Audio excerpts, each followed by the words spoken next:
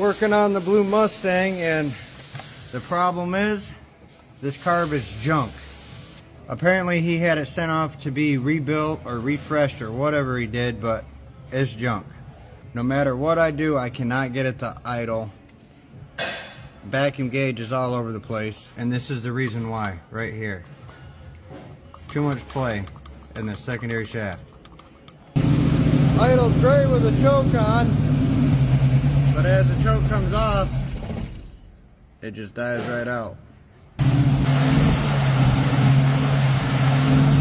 No matter what I did, I spent forever on that thing trying to get it to adjust to idle correctly, and I could not get it to idle any lower than 1300 RPM. So that carb is going to need to be rebuilt properly, and I'm going to have to use one of these kits right here, which is a throttle shaft bushing repair kit, 5/16, or you can get them in 3/8 or whatever. Either way, that carb's no bueno, and it's a good thing for having great customers.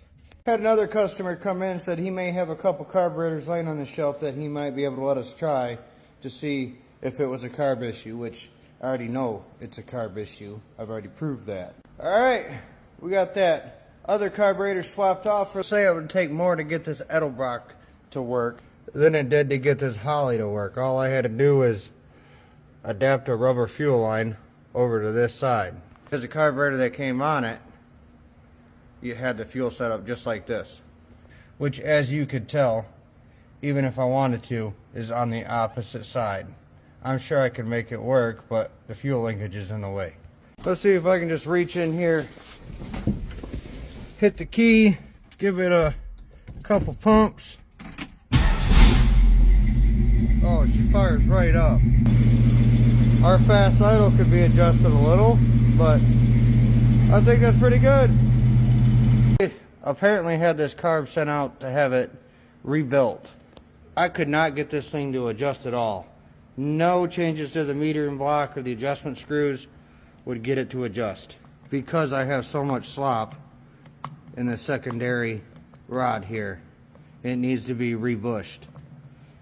I'll fire this car back up and show you the vacuum readings on here. As you can see, it's about our highest vacuum for having a mild cam in it.